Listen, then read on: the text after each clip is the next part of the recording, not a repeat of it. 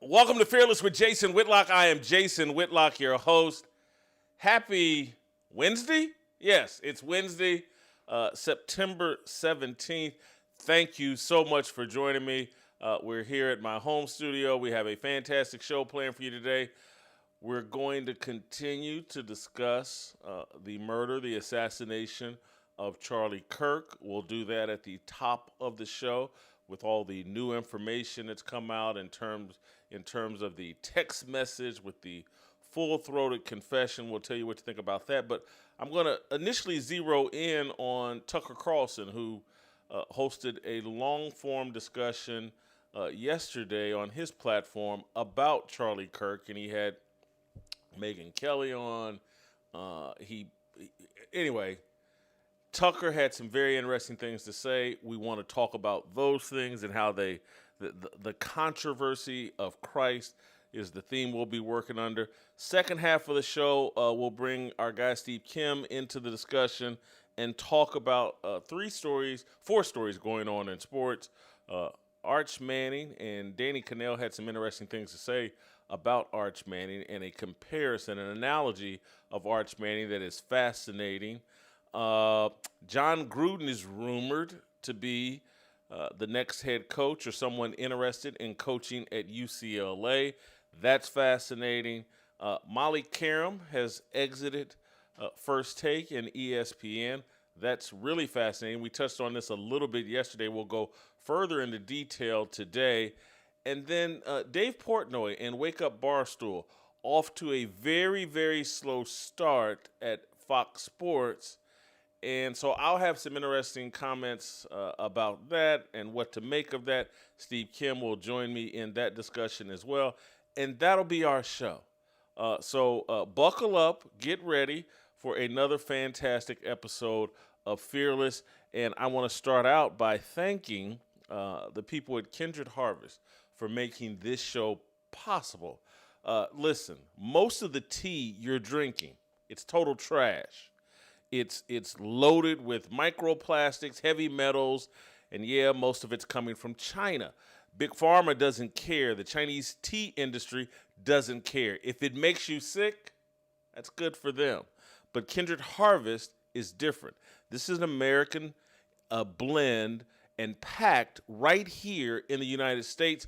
No microplastics, no toxins, no third-party lab, or it is third-party lab tested. Even the tea bags are 100% biodegradable, glue-free, ink-free. It's just clean, all-natural tea. From that first morning cup that gets you moving to caffeine-free tea that helps you wind down at night, even iced tea your kids will love. Kindred Harvest is tea the way God intended. Pure, honest, and healthy. Choose American quality over foreign contamination. Choose Kindred Harvest. Go to kindredharvest.co. That's kindredharvest.co. That's C-O, not C-O-M. And use my promo code FEARLESS for 20% off. That's kindredharvest.co. kindredharvest.co. Promo code FEARLESS. Kindred Harvest, cultivating goodness daily. All right, let's get into today's show. And we'll start with Tucker Carlson, who hosted a show last night in celebration of Charlie Kirk and trying to put his life in perspective. Tucker Carlson's right in the middle of all of this discussion because he talked quite a bit yesterday about the pressure that Charlie Kirk was under to not allow Tucker Carlson to speak at TPUSA events. And Megyn Kelly chimed in on this discussion with Tucker and some of the pressure she was feeling to disavow, disassociate, walk away from Tucker Carlson and the amount of pressure there was around the conversation about Israel. And so I want to start with a clip that really impressed me, pleased me, I thought summarized where Tucker Carlson's at on his faith journey and his full understanding of hey man, we're in a battle of good versus evil, and he has zeroed in on the main topic, something we talk about on this show all the time. That it's not us, it's not Jason Whitlock, it's not Tucker Carlson, it's not Charlie Kirk that draws the heat. It's Jesus Christ that draws the heat, and that's what Charlie Kirk spent a lot of time talking about, evangelizing about, and that's what made him a reviled figure in modern day America and in modern day just global culture. Let's play SOT number 1. Why did he die? What was his life about? What was the sin, the core sin that Charlie Kirk committed against somebody, power, that got him killed in the end? And the answer is right in front of us, certainly those of us who knew him. Charlie's life was defined by his Christian faith, not his spirituality, but his belief in Jesus, his life as a Christian. And everything in his life flowed from those beliefs. Everything he did, said, and believed came from the fact that he was, above all, a Christian. And that is and was, and in fact has always been, deeply provocative and offensive to the rest of the world. And why is that?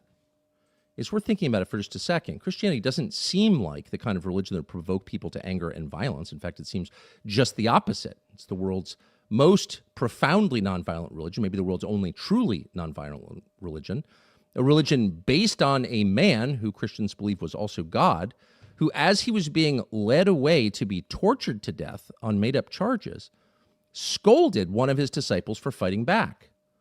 This is a religion committed to love above all and to living in peace and harmony, truly. It's a universalist religion that believes that every person has a shot at heaven. It's not exclusionary at all. And so you would think it would make sense that if you're a government or if you're in power, that you'd want a lot of Christians living in your country because they're not going to cause massive problems. Not a lot of sincere Christians are fomenting insurrection at any given moment. Pretty much none, most of the time. They're tidy, they get married, they love their children, they pay their taxes, they're commanded to pay their taxes. So why wouldn't you want a nation full of Christians? Why wouldn't you encourage this religious belief, even if it wasn't yours? Why would you hate it? Well, there are a couple of reasons. There are a couple of things about Christianity, and these were evident throughout Charlie's public life, that are deeply provocative to the people in power.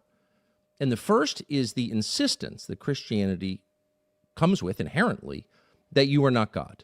You are not God, and neither are your leaders. God is God, and all of us stand before him in the end to be judged, and all of us will be found lacking. Christians believe the only way to heaven is through Jesus. That's the only way. But all of us, whether we believe in Jesus or not, are fallen. We are sinners. We are less than we ought to be. We are not gods, and neither are the people who lead us. And this has a lot of implications. The first being, if you're not God, you don't get to do whatever you want. There are limits. There are rules that you didn't write that you have to abide by. That's not a judgment. That's a statement of fact. Some call it natural law. It's been the basis of every functioning society since the beginning of time. But the basis of our society is the Christian understanding of justice, which flows from that belief. You are not God, God is. He writes the most basic rules. You abide by them, period. That's the basis of our law. That's the basis of Western law. And that is a threat, a challenge to people who would ignore the limits on their behavior, very much including our leaders and very much including the most powerful people in our society, whether they're elected or not. Tucker Carlson just summarized everything that we try to talk about here on Fearless, is that there is a battle of good versus evil, and that battle reduces down to the people that have surrendered to a higher power, the people that feel like they will face judgment from a higher power, and therefore they must surrender, versus the people who think that they are God, versus the people who think, hey, look, if someone is born with XY chromosomes, but really wants to be an XX chromosome person, if someone is born a man and thinks that, hey, I'm really a woman, and therefore I'm going to go to man, I'm going to take his drugs, I'm going to undergo surgeries, and I'm going to defy God and redefine myself as a woman. That's someone with a God complex. That's someone who thinks they're wiser, smarter than God, and or just completely rejects God and says that I'm my own God. And that these are people that at all cost pursue happiness. And that sounds like a revolutionary thought to many of you, even some of you that have heard me say it on this show before, that the pursuit of happiness is dumb. It's actually evil. It's about self-satisfaction and self-pleasure. It's about doing what I want to do and ignoring what God wants me to do. That's the mentality that is pervasive across the globe, but in particular in American culture today. Many of us believe we are our own gods and we should wake up every day and do whatever makes us happy. And then there are those of us that believe, no, we're going to pursue holiness.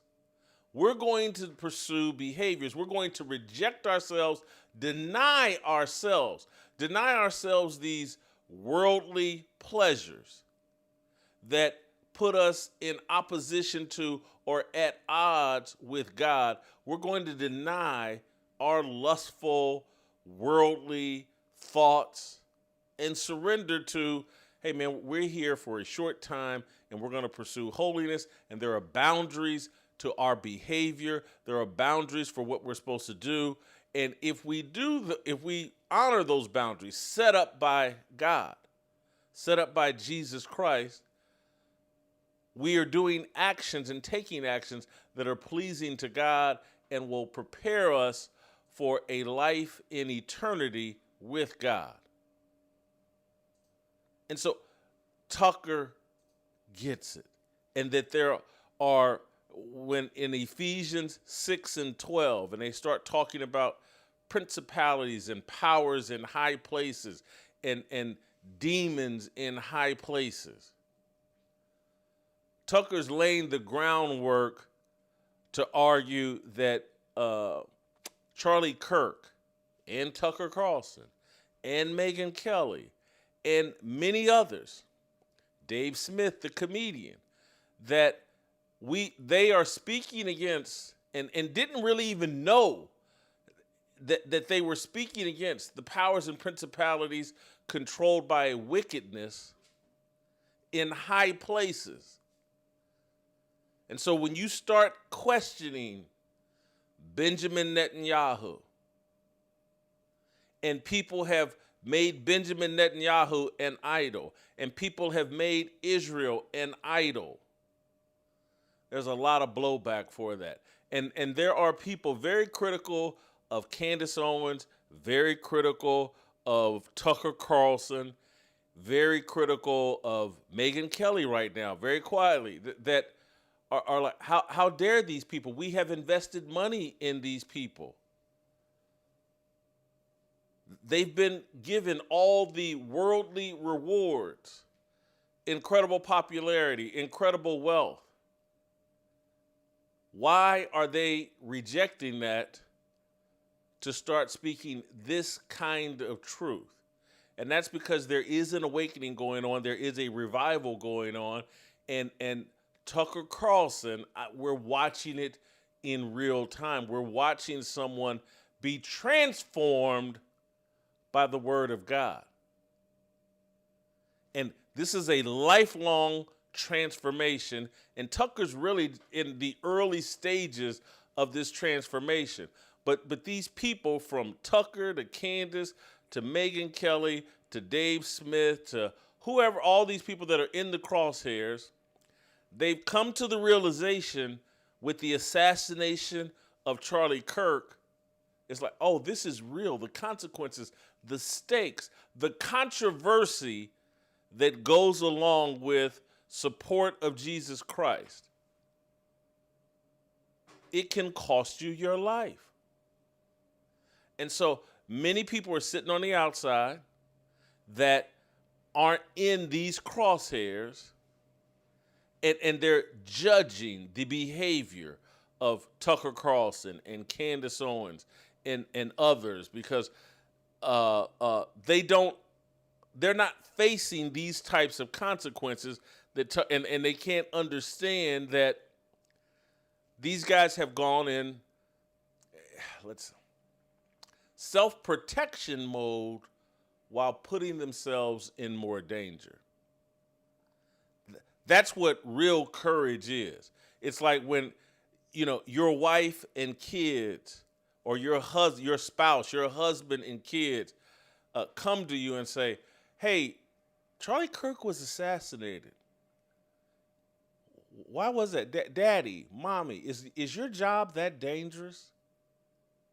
Is the pursuit of truth and what you're talking about that dangerous that it could cost you your life? And you have to look at your spouse, your children, and say, yes.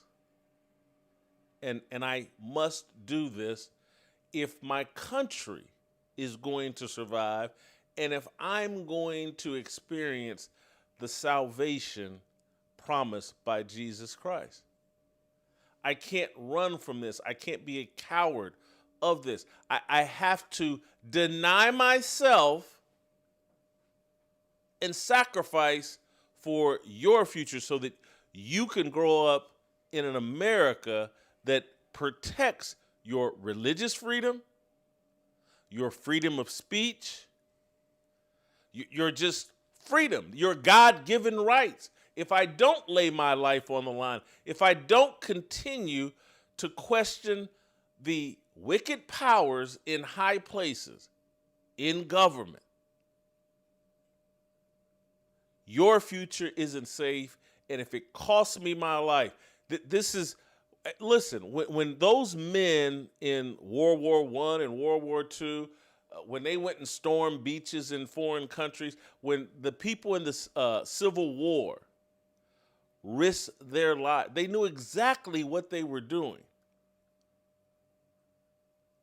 And this is what comes from men and women who surrendered to Jesus Christ. There's an unbelievable level of courage that they experience because that they know there is a life beyond this place and there is an eternity to be spent. And Charlie Kirk will be away from his wife and children for a while, but he believes he will spend eternity with them in heaven. And that's what gave him the courage to build TPUSA, to build it while centering his Christian faith, and to tell people that were trying to control him and trying to tell him, you can't be associated with Tucker Carlson. You can't have debates and conversations on a TPUSA platform that I am financing. You can't have debates with people we don't like. We want to cancel Tucker Carlson. We want to cancel Candace Owens. And Charlie Kirk, at 31 years old, stood his ground. And as Tucker explained last night on his show, and Megyn Kelly helped explain last night on Tucker's show, that 31-year-old Charlie Kirk told his powerful donors, no, I'm not going to cancel Tucker Carlson. No, I'm going to remain friends and invite Dave Smith to participate in conversations. And many of you are thinking, well, hold on. What does this have to do with Israel? What does this have to do with Benjamin Netanyahu? Tyler Robinson killed Charlie Kirk. Tyler Robinson was involved in a relationship with a transgender boy. Tyler Robinson, according to text messages that the FBI has exposed, Tyler Robinson did this. How can it be connected to Benjamin Netanyahu? And Tucker and others are saying, like, hey, man, it's not easy to kill a Charlie Kirk, someone that travels the country with 5 or 6 trained people, security to protect him. Tyler Robinson, story they're putting out, it's hard for people to believe that Tyler Robinson could do this. And so they're talking about it amongst themselves. And again, these are people that genuinely and have every right to believe that their life is on the line. You know, we spend all this time in American media the talk.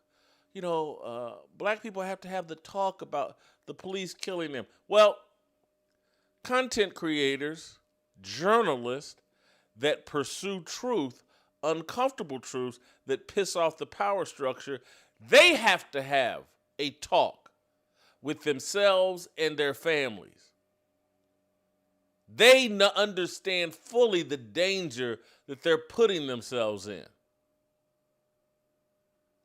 And so they're sitting there saying, man, I just don't, Tyler Robinson, this is tough, man.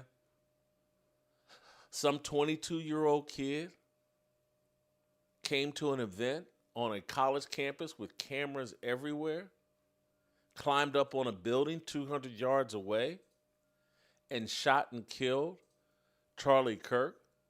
And these people were saying, well, that could be me. I could be next. And I have my own personal security.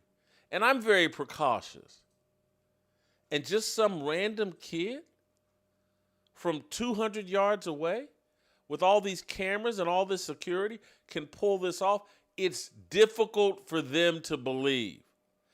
Our government, no matter who the president is, has told so many lies, it's hard for them to believe. And so this isn't the original sin, but it is the original sin in American politics.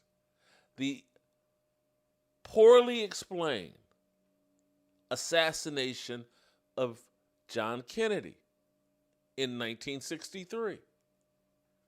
That's what has set off all the skepticism, and that is why people don't believe the government. We're 60 years away from the assassination of John Kennedy, and we've never received a plausible explanation for it. And so once you realize, like, man, they killed a president, and they never gave a good explanation for it, it makes you suspicious of everything. And when 9/11 happens and 3 buildings fall because 2 airplanes ran into 2 buildings and debris ran into a 3rd building, and they all collapsed and fell like a controlled demolition. And they don't want you to believe your eyes. When you see those buildings fall and you see little bursts of dynamite that seems to be layered throughout the building, they don't want you to believe that. Oh, that was an airplane, and that was gasoline from the airplane, and the fire got too hot, and the building just basically melted and fell to the ground in a nice little clean dump. And you're just supposed to believe that. And if you question it, oh, you're anti-American or you're a conspiracy theorist. All of these secrets in high places, as the rich and powerful, the principalities hide their hand in things that people are finding harder and harder to believe. When your government, and the current president involved in this, and the 46th president involved in this. Hey, take this COVID warp speed shot. If you take this Operation Warp Speed shot, there's no chance of you getting COVID. And ignore all the people with these vaccine-related injuries. Ignore all of that. This undermines the credibility of the government, and this is why Tucker, Candace, and many, many others are not going to simply buy this prepackaged story, and it's hard. Hey, maybe Tyler Robinson did do this. What I'm arguing is I don't blame the people who feel like they're laying their lives on the line and they could be the next Charlie Kirk. I don't blame them for wanting to question everything and everybody. I don't blame them for saying, what is Bibi Netanyahu doing on American TV talking about his relationship with Charlie Kirk and propagandizing Charlie Kirk for Bibi Netanyahu's benefit? What's up with that? I don't blame them for asking that question. This is a world leader. And as I explained yesterday on the Harmony channel, we can say all kinds of things about how wicked and evil and dangerous Vladimir Putin is. You can even say that here in America about Donald Trump. These are world leaders. You can say it about Barack Obama. You can talk about, hey, he droned these enemies. You can say it about Bill Clinton. You can say it about George Bush. You can say it about senior George Bush, who led the CIA. But if you say it about another world leader whose country is called Israel, you're anti-Semitic. And we must stop you from being platformed on the platforms that we paid for. And what I mean by we, I'm talking about the billionaires. I'm talking about the wicked people in high places.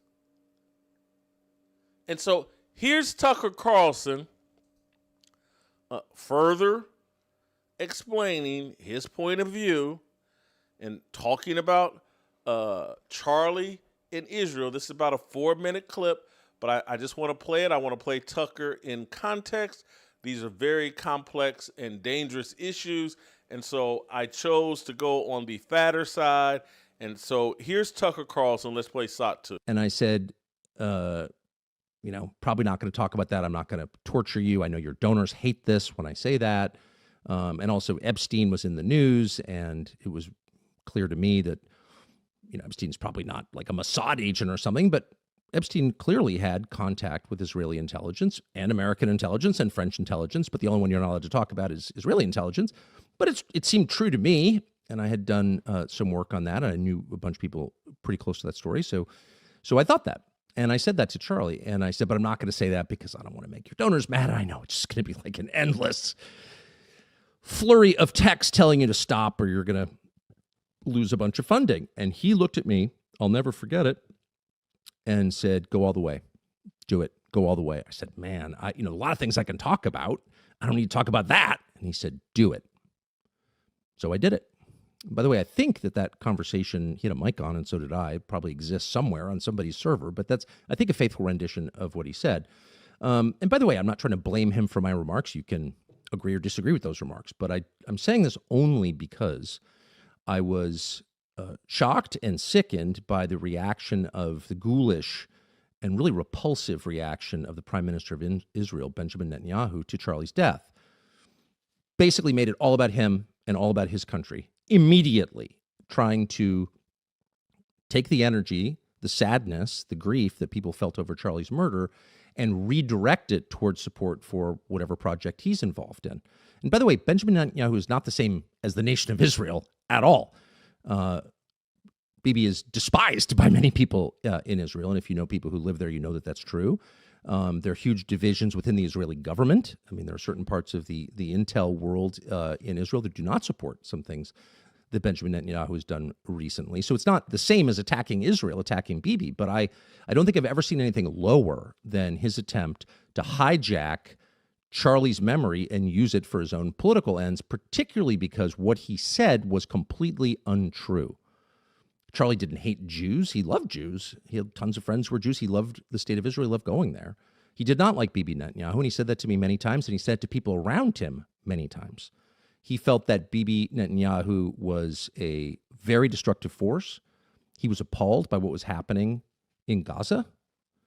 He was, above all, resentful that he believed Netanyahu was using the United States to prosecute his wars for the benefit of his country, and that it was shameful and embarrassing and bad for the United States, and he resented it. Didn't hate Netanyahu. He wasn't out there with a placard saying that, but he certainly expressed that to me and a lot of other people. And there's no question that Bibi's defenders on the internet will call me a liar or a kook, but that's a fact. And enough text messages exist that I think it can probably be verified in pretty short order. Not that it needs to be, because that is true. Shortly after that speech, there was a very intense attack on Charlie, and to some extent on me, not that I really noticed. But on him, I have no donors. He had $100 million worth of donors. And so, because he was involved in a different project from just yapping on the internet, which is what I do for a living, he was dependent to a great extent on his donors, of course. It's a nonprofit. And they went after him and tormented him. Not all, of course. Many were supportive, but the ones who were offended by my speech, and there was a small, very intense group who were, tormented Charlie Kirk until the day he died. 2 days before he died, he lost a $2 million donation because he had publicly pledged to bring me to the next Turning Point conference in December. And he told me over the past couple of months he was losing a lot of donations over that pledge. They put out a flyer basically saying that I was going to be at this event giving a speech. And so he would text me and say, man, I'm really taking a lot of heat for this, and people are really mad. The American Jewish Committee called in a statement Charlie Kirk an anti-Semite and, quote, dangerous. Charlie Kirk, an anti-Semite. Yeah. Let me try to connect the dots here for you. Benjamin Netanyahu is the longest-serving prime minister in the history of Israel. I believe he came to power first in 1996 or 1999, and I think he was prime minister from 2009 to 2021. Then he reemerged as prime minister in 2022. This guy has been in power a long time. Whatever people are saying in defense, or no, let me restate that. The argument is there are people that believe everything that is said about Vladimir Putin could be said about Benjamin Netanyahu. But criticizing and pointing out that Putin is doing everything in his power to hold on to power, that's legal to say. It's, hey, Russia interfered with the election. You can say all that, and it's at the behest of Vladimir Putin. But if you say Benjamin Netanyahu interfered with our presidential election, interferes with American politics, and that they use money and through AIPAC and other organizations to influence all of American politics, that's anti-Semitic, and how dare you say that? If you say that Donald Trump is a dictator and a fascist and the next Adolf Hitler, that's all perfectly fine and good. But Benjamin Netanyahu has to be treated differently. And if you go back and combine the two clips I played from Tucker Carlson, I don't want to put words in Tucker's mouth. He's being delicate here. He's in the crosshairs. These are my thoughts, and this is why I'm reviled. But it's like there's an arrogance. There is an arrogance that goes along with defining yourself and your tribe as special and chosen above any and everyone else. And that arrogance has consequences. When LeBron James tats chosen one on his back, you better believe he thinks he's better than everyone else.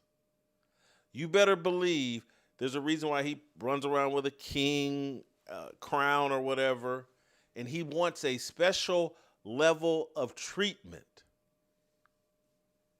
And it creates a God complex. I'm the best. I'm the smartest. I'm special. I'm chosen.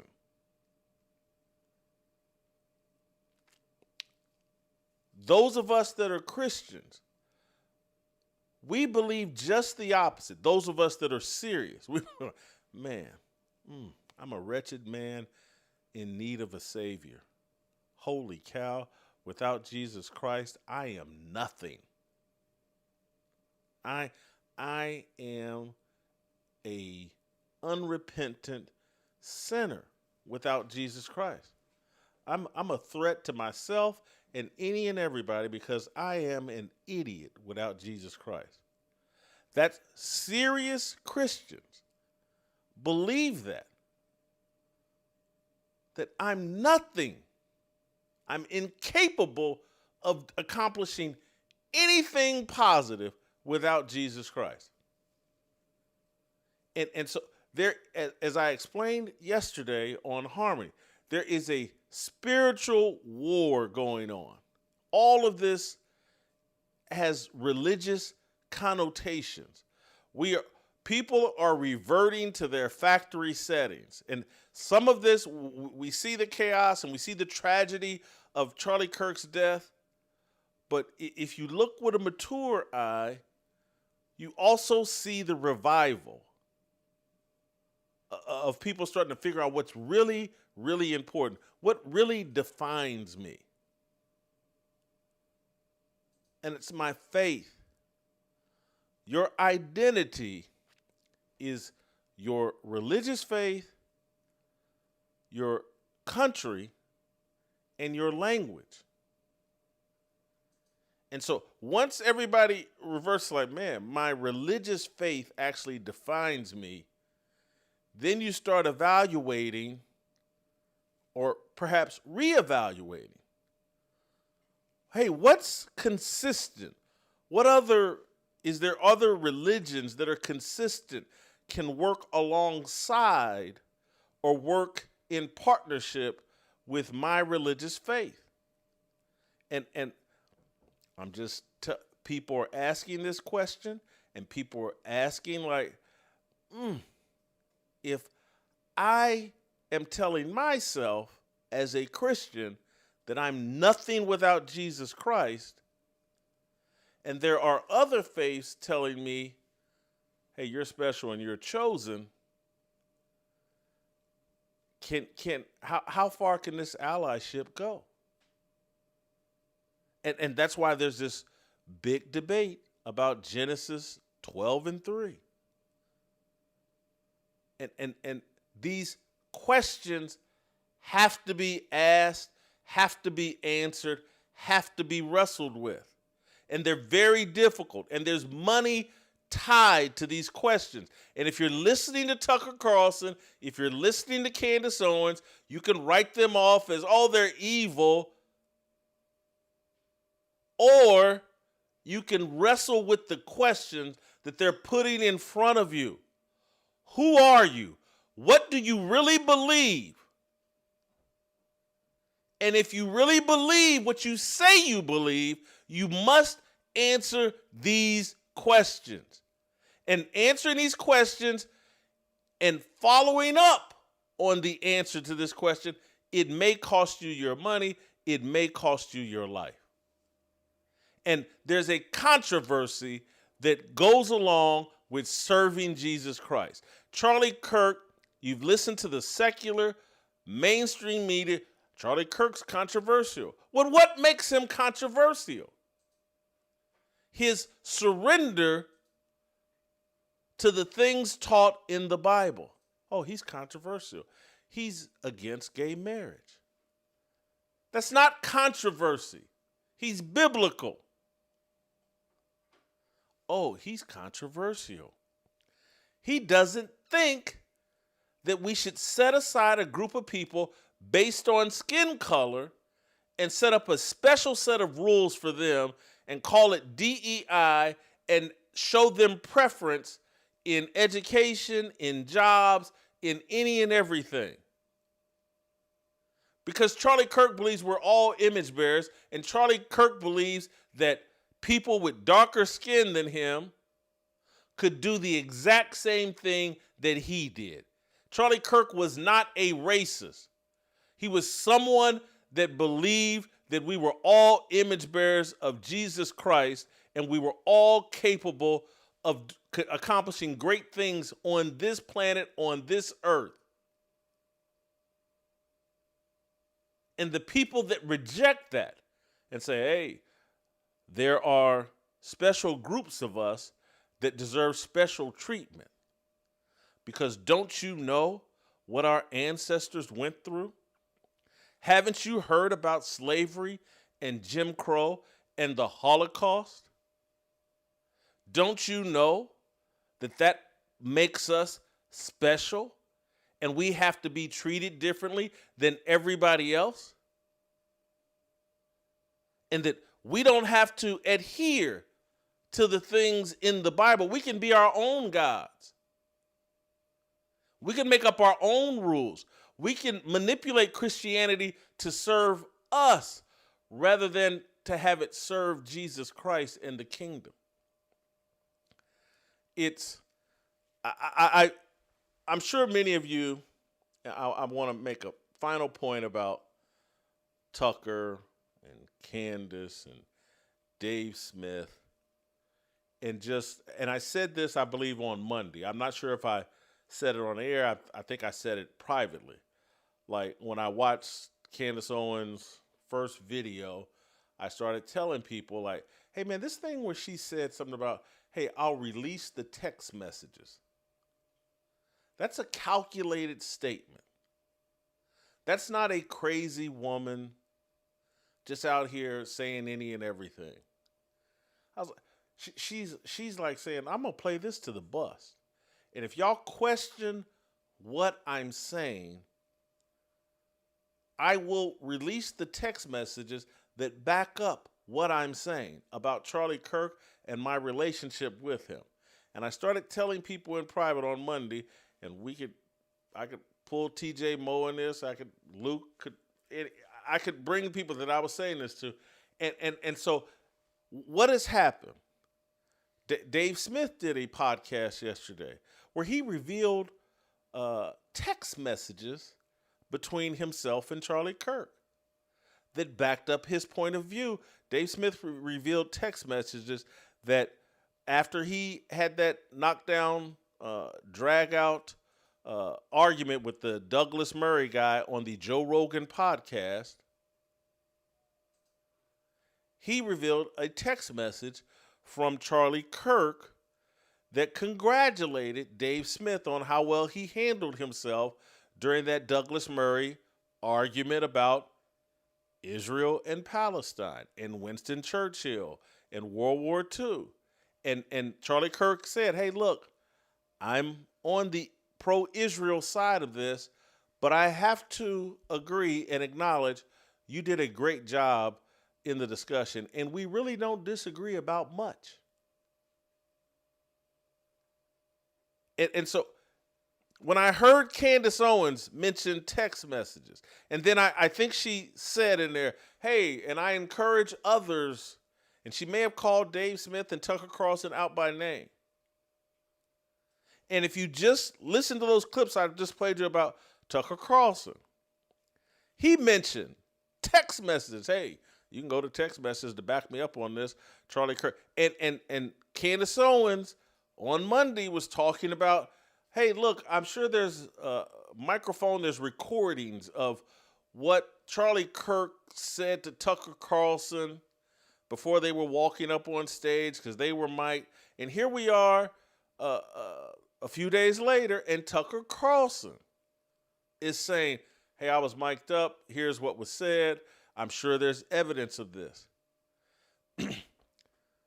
People that are in the crosshairs and have had conversations with their wives, spouses, and children about, hey, look, they just showed what we've been talking about for the last several years. That, hey, they are capable, someone who, the left, Benjamin Netanyahu. So the stuff that I'm saying about Jesus Christ, the path that I'm going down, could put my life in jeopardy. And now Charlie Kirk is the smoking gun. And so these people that are in the crosshairs in a real way, they're communicating. This isn't willy-nilly what they're doing. And I get there's all kinds of people that hate Candace Owens and just think she's the worst thing on the planet and just want to run out and say, oh, don't believe. She's one of the worst people on the planet. She's a grifter. And look, maybe you're all right. Maybe. But you need to take a pause and say, maybe you're wrong. Maybe she's just under more pressure, more threat of assassination than you are. And you don't know how you would react if you thought someone might kill you over your Christian beliefs, over your questioning of a world leader like Benjamin Netanyahu. Maybe it's because you don't experience that threat in a real way is the reason you can't relate to her. You can't see or understand anything she might be doing. I'm not here to tell you that everything she is doing and they are doing are right. I don't know how I feel about the text message releasing, talking about, but if I were married and had kids and thought that I might be assassinated because of my criticism of a world leader, oh, I'd release some text messages. I'd be talking about, no, this is what was really said. I've got proof. I have the curse and the benefit of not being married and not having kids. And I've made peace with death. I truly have. I'm not looking forward to it, but wouldn't be the worst thing to happen because I feel like I'm good with God. And I don't have kids and a wife that I would be abandoning. But if I had kids and a wife, yeah, I'd probably release some text messages. And I'd probably be on a warpath screaming at the top of my lungs. If I get killed, I want you to look at that guy. If I get killed, Joy Taylor was on tape talking about how vengeful she was and how she had someone looking to see where I hung out. Look over there. I got text messages to prove it. I mean, the naivety and the lack of understanding of what the assassination of Charlie Kirk really signifies. That people that pursue truth, I'll take it away from Christianity. Glenn Greenwald. This guy, as best of my understanding, is a secular Jew and he's gay. His life is in jeopardy because there's a country and a leader that he treats the same way he treats America. He questions everything. Glenn Greenwald doesn't know it, and I wish he did, and I hope that he does.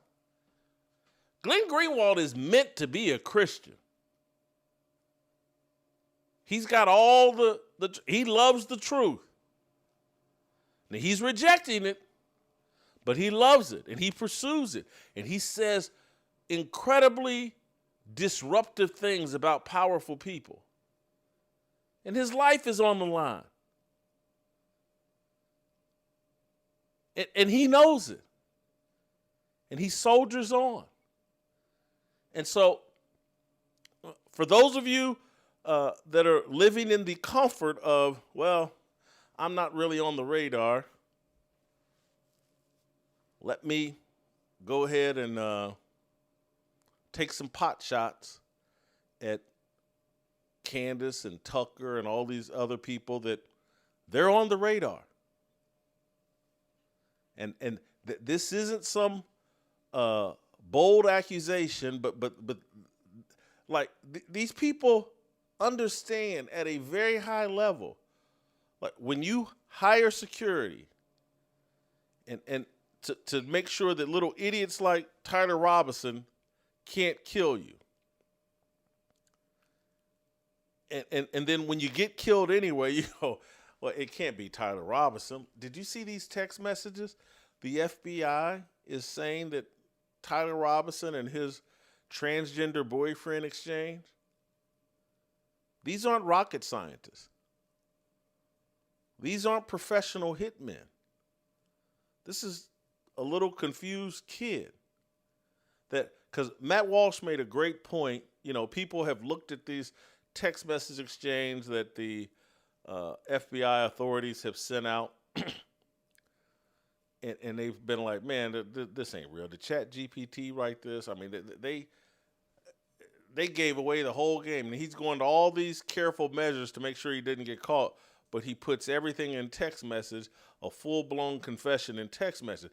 And Matt Walsh pointed out, like, hey, man, I know you think the FBI wrote these, but have you considered that perhaps this 22-year-old idiot wrote this trying to cover the tracks of his transgender boyfriend? And it's have anybody seen the final episodes of Breaking Bad? Walter White tried to protect Skyler, his wife, by doing some phone call with her that he knew that the authorities were listening to, and he's yelling and screaming at her, and he's taking all the blame and acting like she had nothing to do with it. It was to cover Skyler's tracks, because Skyler was a co-conspirator. She knew what Walter was doing. She was laundering the money. For those of you that watch Breaking Bad, you know what I'm talking about. And Matt Walsh is pointing out, he didn't do the Breaking Bad deal, but he's pointing out, it's like, hey, this guy wrote these text messages to his transgender boyfriend to give his transgender boyfriend an alibi. I was like, Matt Walsh, good for you. Great point. This kid in this comical confession text that he writes that leaves this trail to protect his transgender boy, that makes sense to me. Maybe the FBI could be so stupid as to try to pass those text messages off as legitimate, but I'm gonna give Kash Patel and Dan Bongino more credit than that. That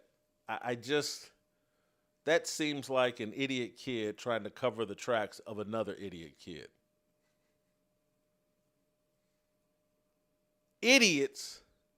I don't believe that an idiot could kill Charlie Kirk and get away with it for a day and a half. I don't believe an idiot could have, what's the guy's name, George Zinn, the patsy that screamed out, I shot Charlie Kirk, to make all the attention go to him and provide cover for several hours for the real shooter. I don't believe Tyler Robinson could do that. And then there was a second false flag killer that they brought into custody and then had to release before they finally got to Tyler Robinson. Very hard to convince me, very hard to convince Tucker, very hard to convince Candace, very hard to convince Dave Smith that these idiot kids did all that, George Zinn and all this other stuff. And that's why they're like, well, it's got to be one of these agencies. Has to be. You got to be really sophisticated to pull off what was pulled off.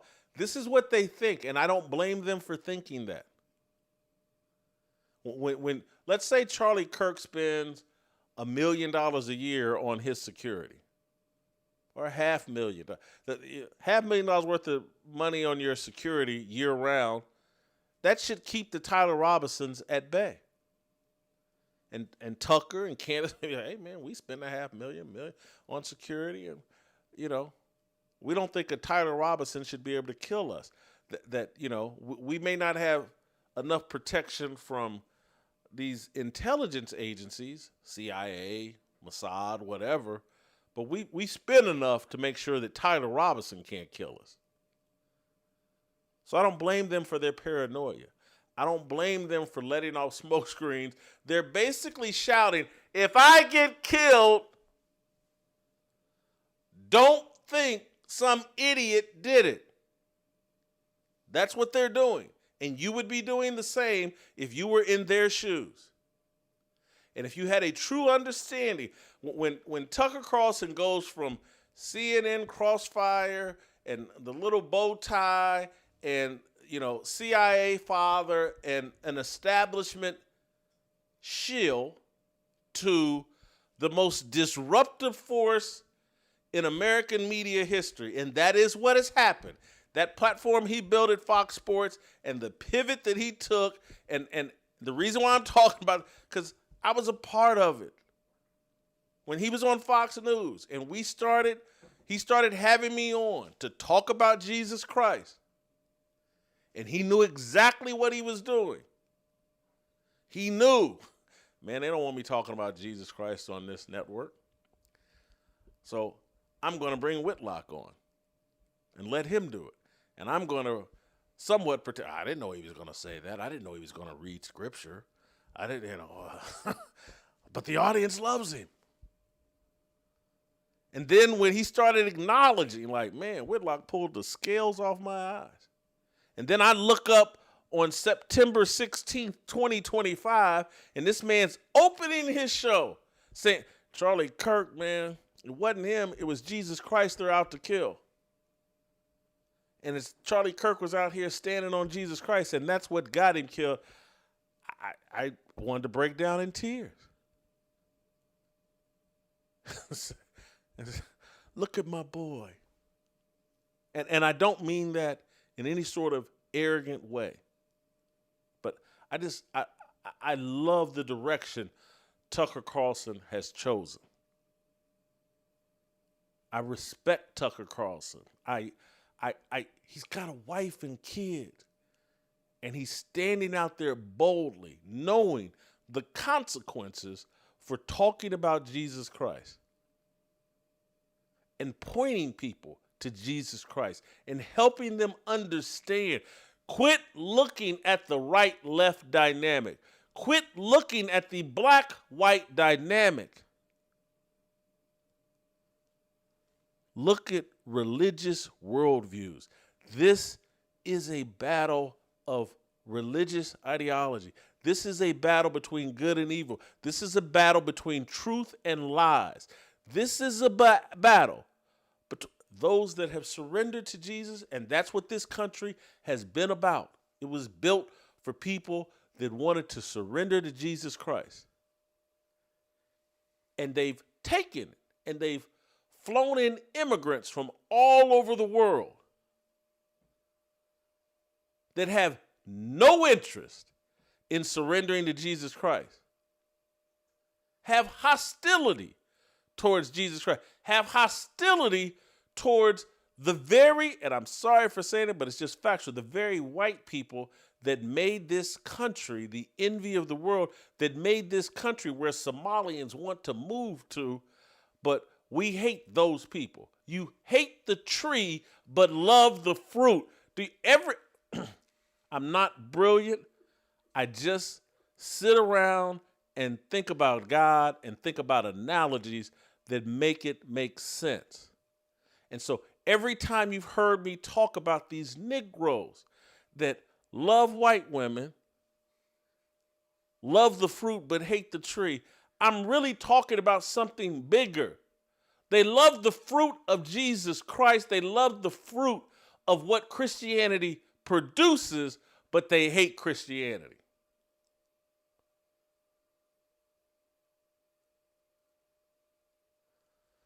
I didn't mean to go this long. And Steve Kim, I hope that you're not upset with me, but I had to get that off my chest.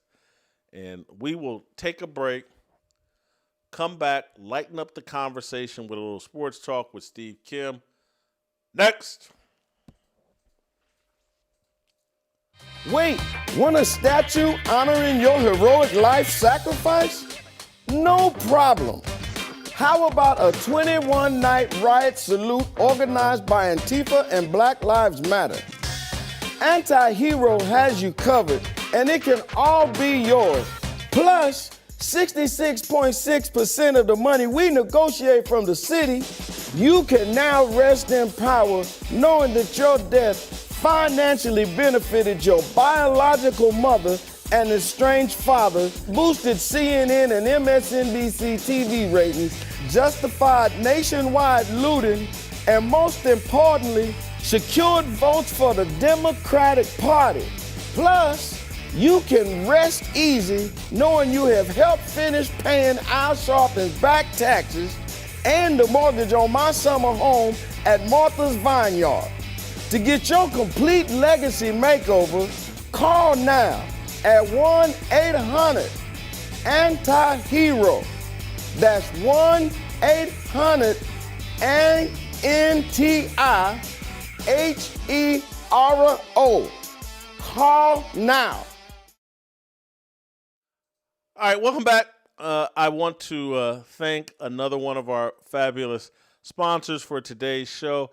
It's Fatty 15. As we age, many of us notice changes, such as poor sleep, low energy, stiff joints, or even shifts in our blood work.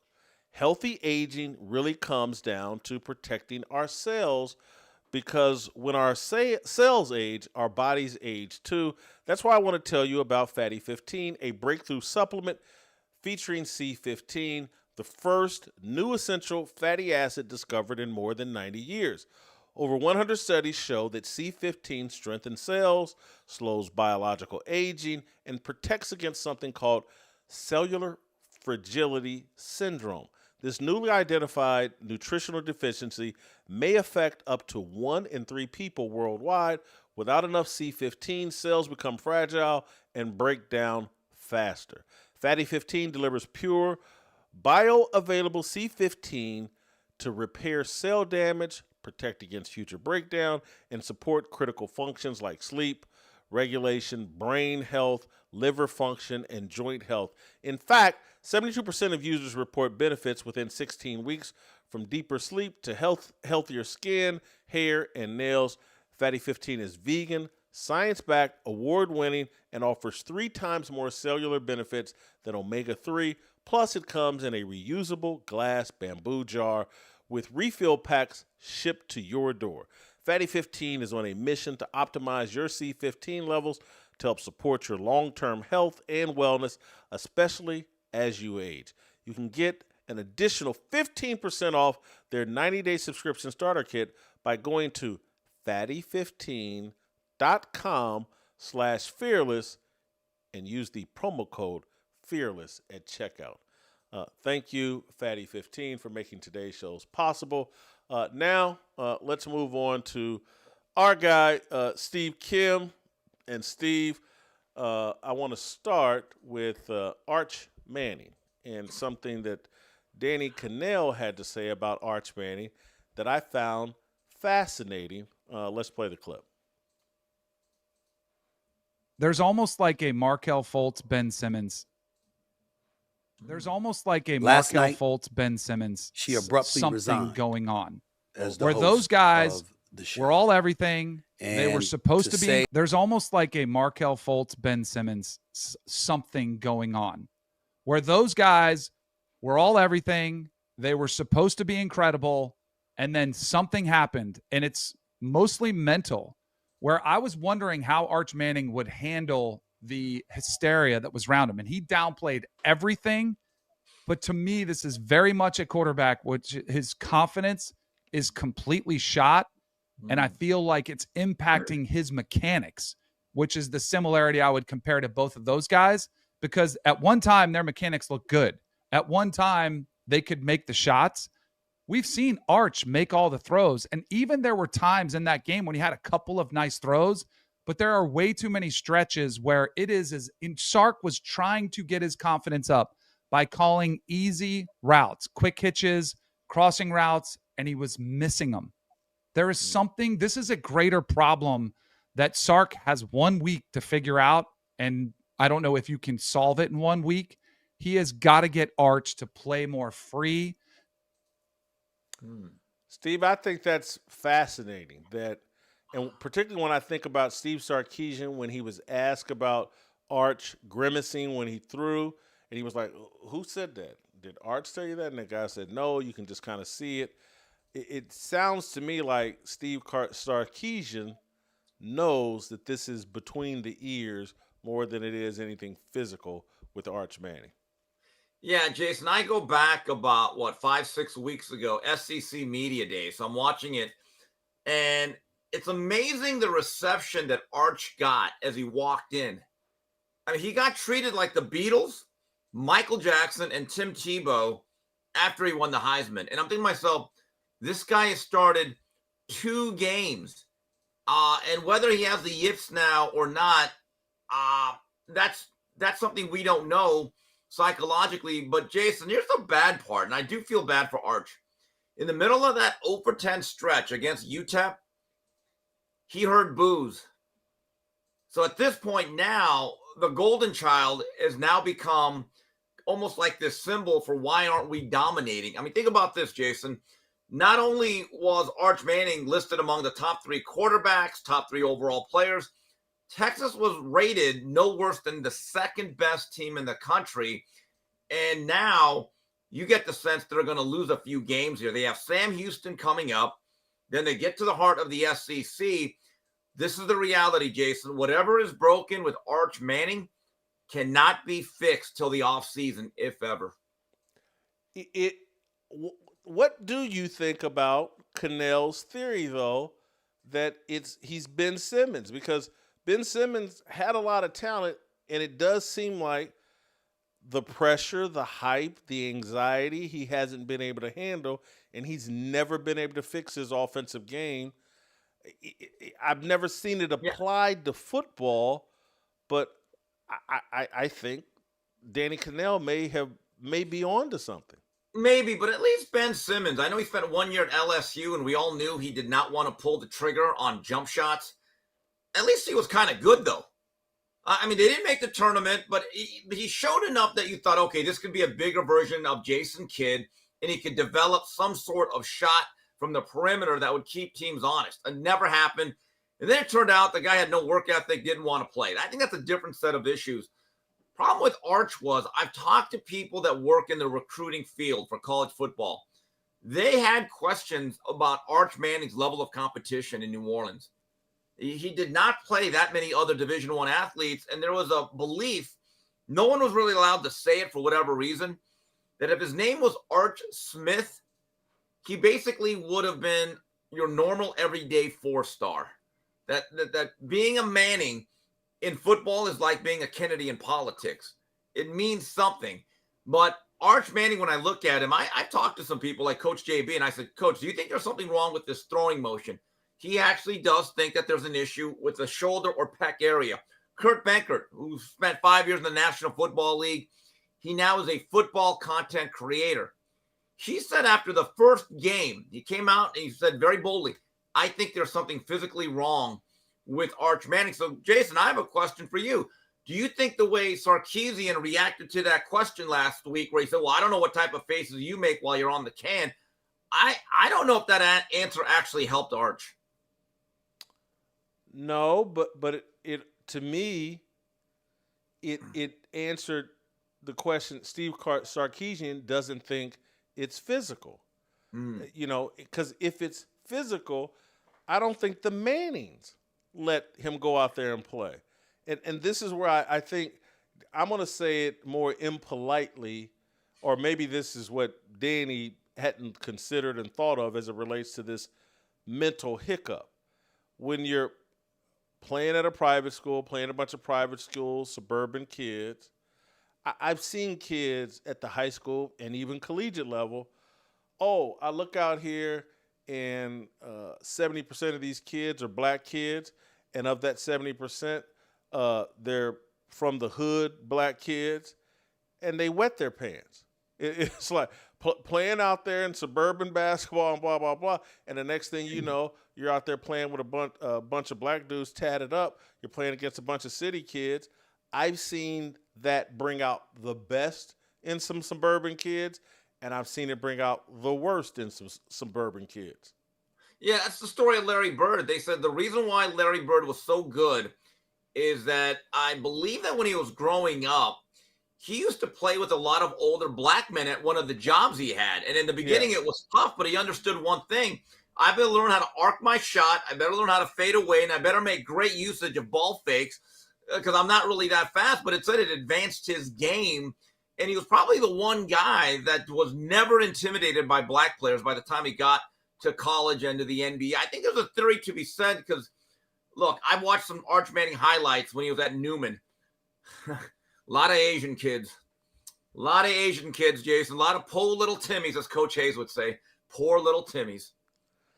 All right, Steve, rumor circulating that Hadley got into this off camera, that John Gruden may be a candidate at UCLA. And as soon as I was like, okay, UCLA is a really tough job, but John Gruden is a special level of coach. And I know Chip Kelly, I think he was a special level coach, went to UCLA, had a little bit of success, then things fell off. But I like John Gruden in California, competing against Lincoln Riley and USC. That's good made-for-TV stuff. I like this rumor of John Gruden potentially being a candidate at UCLA. I think it makes sense for UCLA, and I think it makes some sense for John Gruden because he would probably prefer to return to the NFL. But UCLA would probably overpay him or pay him a high amount, not overpay him, but pay him a high amount. And he would spark boosters to donate and support the football program. I like this rumor. Jason, you know who else likes this rumor? The Big Ten. They don't want one of their LA market schools to be terrible. And right now, you know what UCLA is basically? They are Vanderbilt football, and Vanderbilt's very good this year. So I'm just saying the last 75 years, they're Vanderbilt with a better tradition. I mean, when I was growing up, UCLA was actually, I would say, a top 10 program. They recruited nationally. Kenny Easley was from Virginia. John Hudson Ogden from Washington, D.C. Cade McDowell from Oregon. Willie Flipper Anderson from New Jersey. Now they're at this inflection point where you have to understand, if you're going to be in the business of Power 4 conference sports, 80% of it, Jason, in my opinion, if not more, is football. Yeah, basketball is important. It ain't important as football. The question is that I have is twofold. Number one, UCLA being a state school, it's always been an issue of how much they could actually pay for a marquee coach and then the staff. Okay. They've also fallen behind a little bit in terms of the arms race that goes far beyond the Rose Bowl. Do you have all the bells and whistles in terms of a football facility? Okay. If you don't have that, you're really starting at ground zero.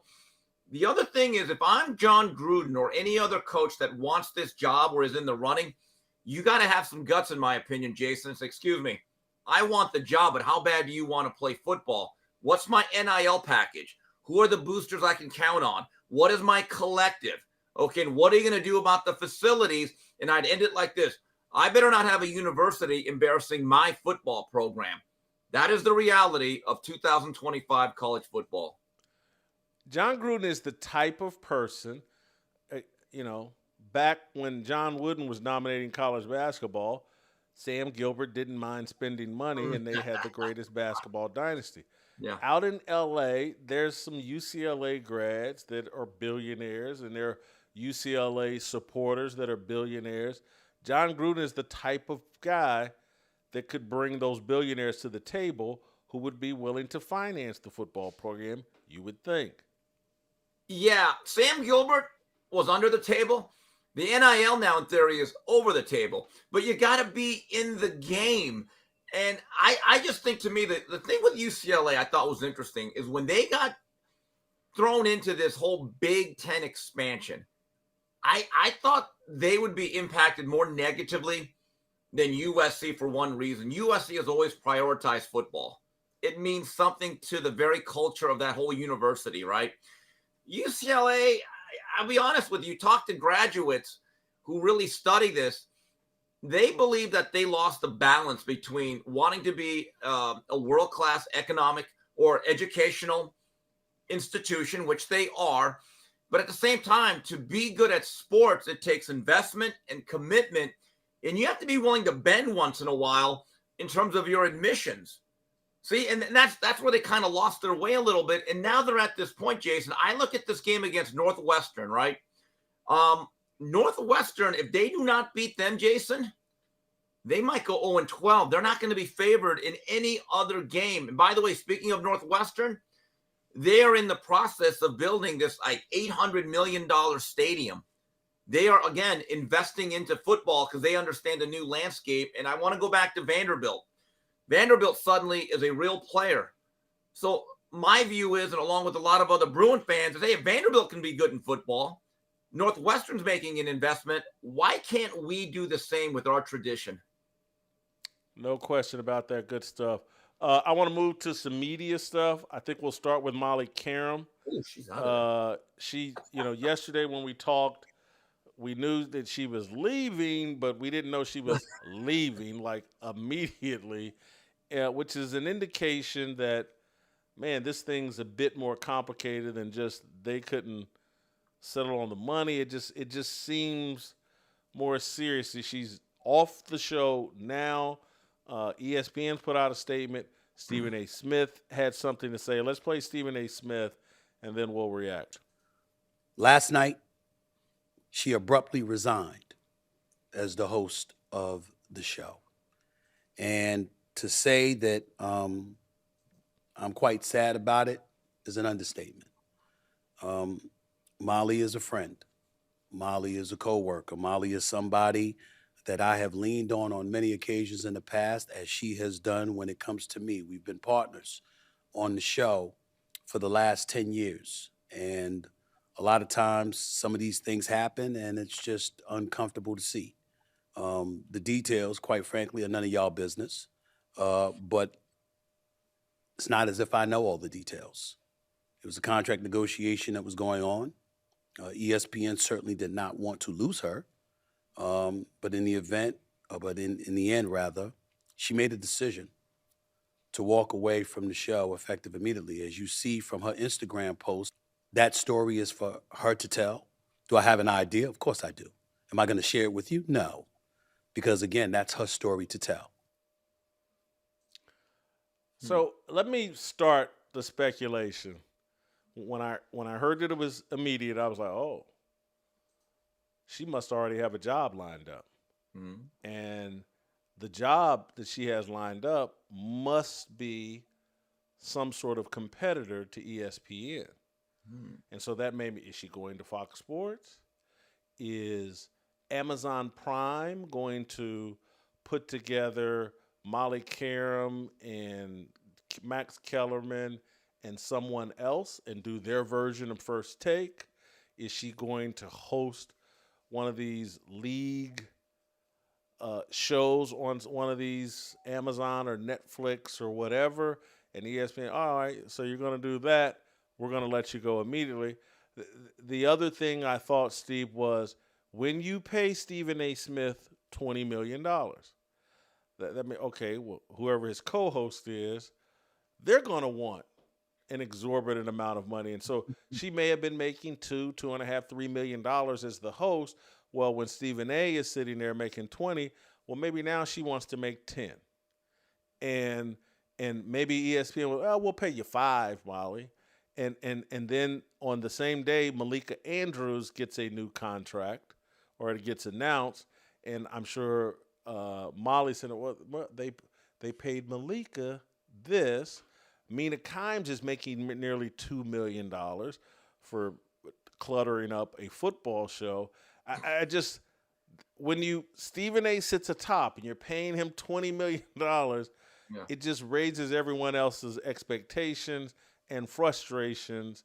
So those are my two initial thoughts on why it's over so abruptly and so quickly for Molly Qerim.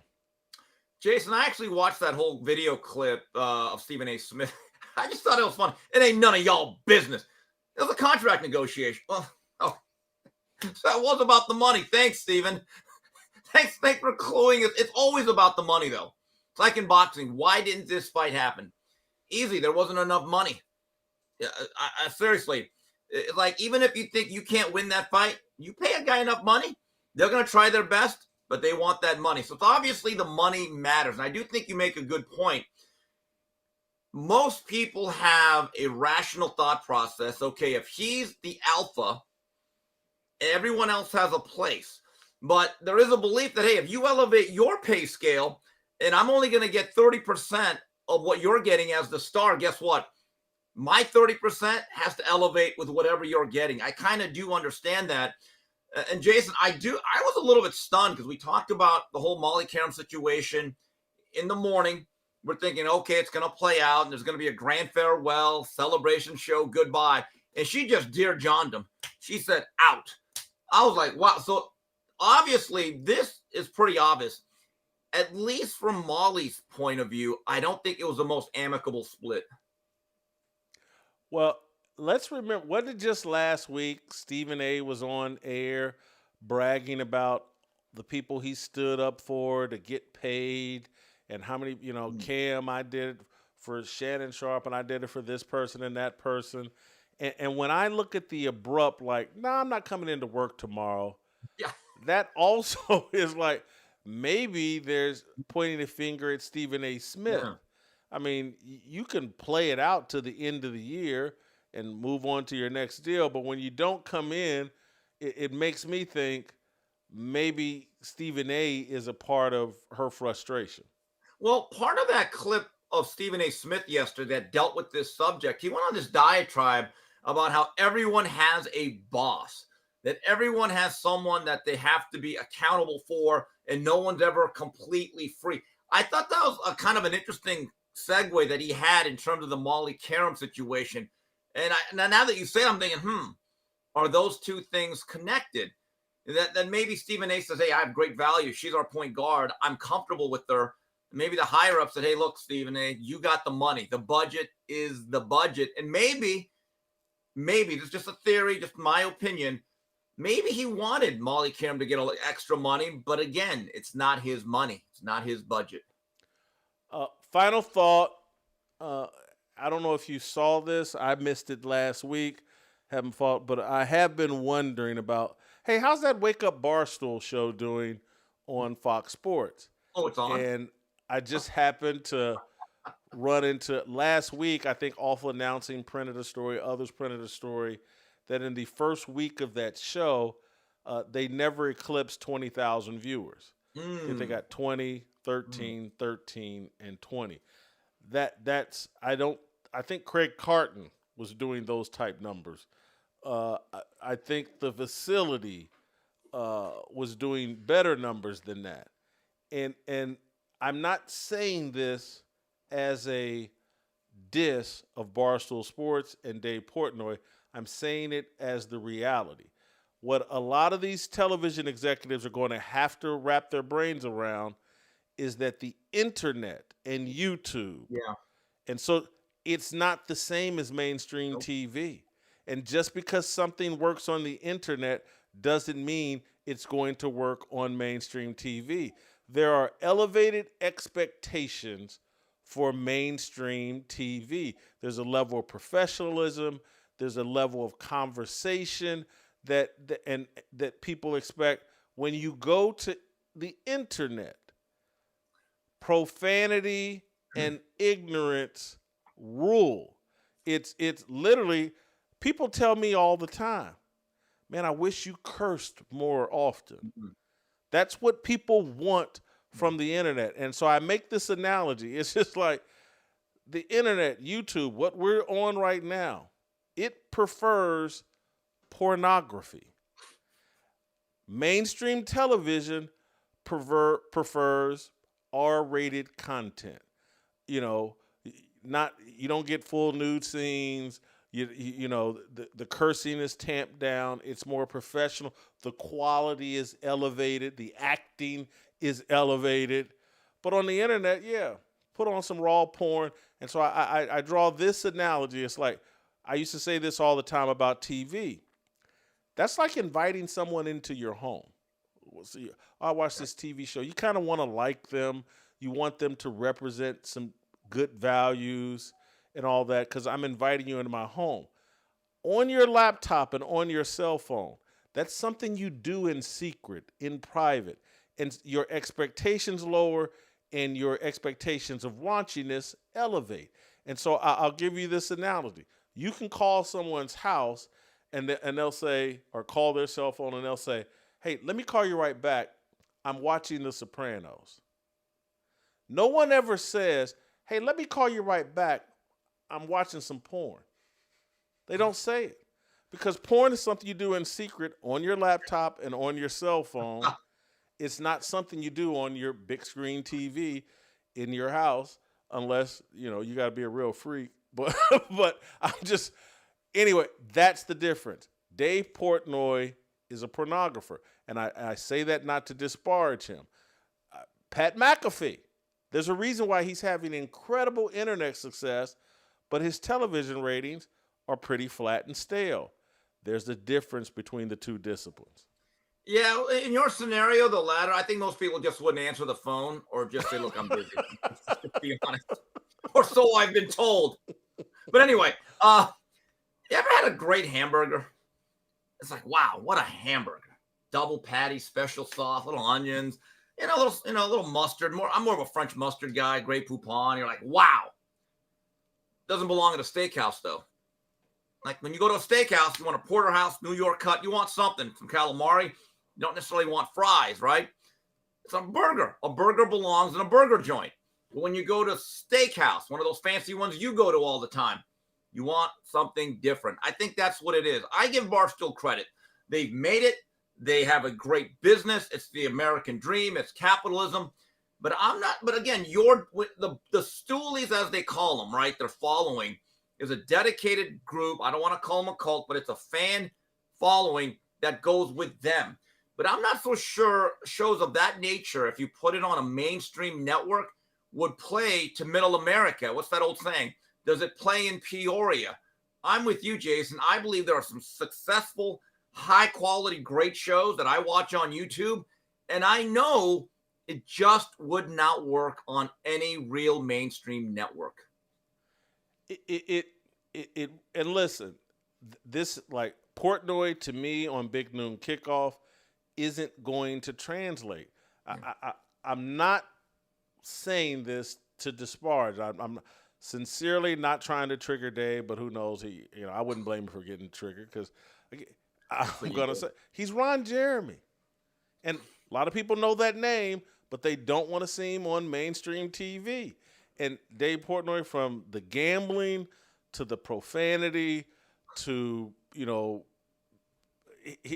his whole persona, it's a bit trashy in a way that's too trashy for mainstream TV. Fox Sports has made a mistake here. And their bet is, and the bet of a lot of mainstream TV, and they're all wrong, and this is why many of them are losing traction, is, hey, America's gone trashy. We've made everybody trashy. And the argument that I was making in 2017, 18, 19, 20, when I was at Fox Sports and I was making this argument, I was like, hey, man, the Cosby Show would still work today. People are still aspirational. They still want to see a father and a family that they can aspire to. They want to see those values.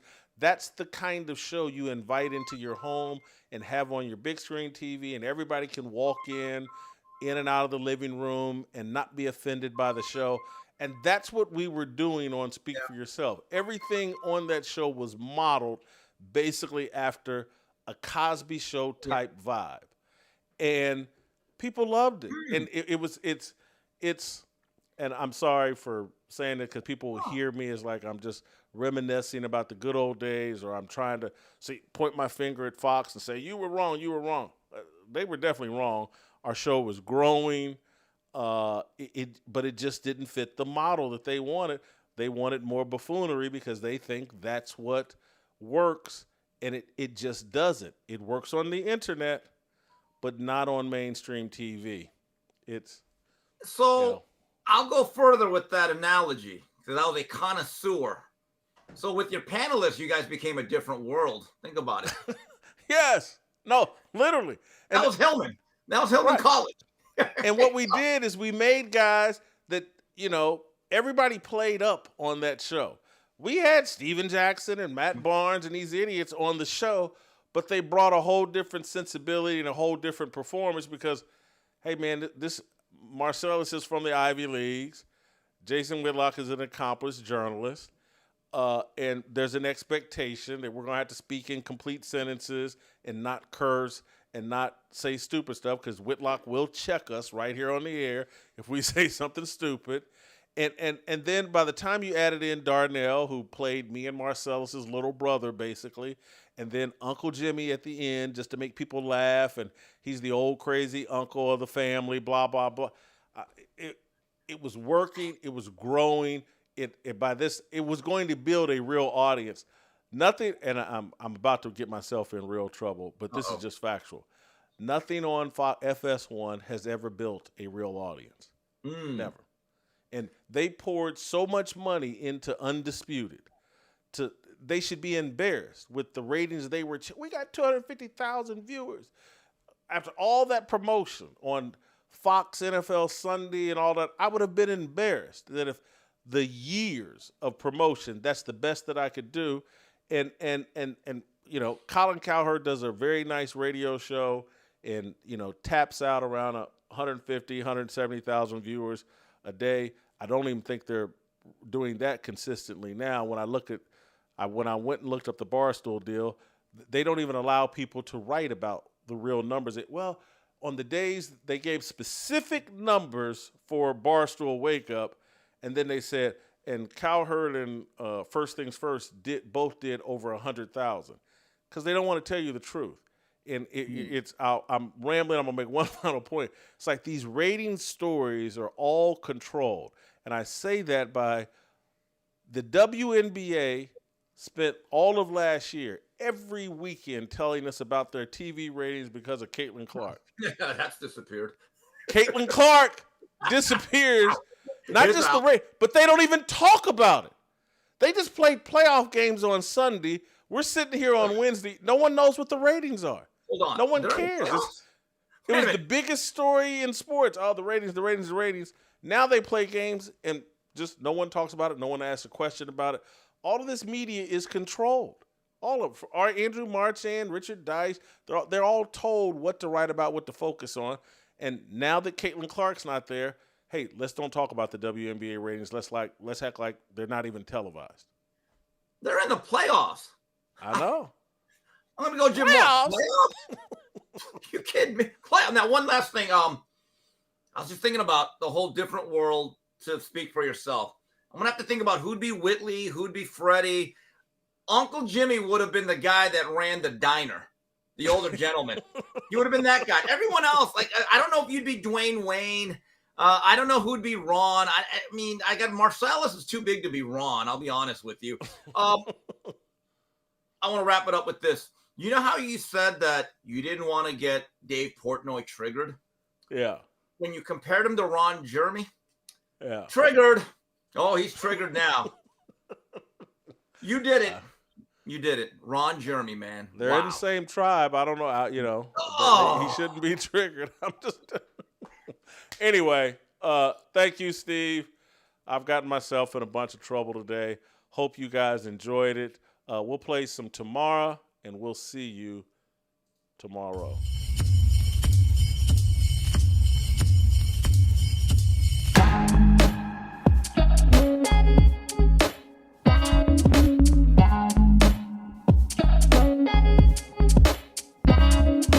Waiting for the countdown, coming off the breakdown, standing in line for freedom. Looking before I break out, feeling like a standoff, nothing in life like freedom. Came like a fighter, striking like a ladder, making all these moves for freedom.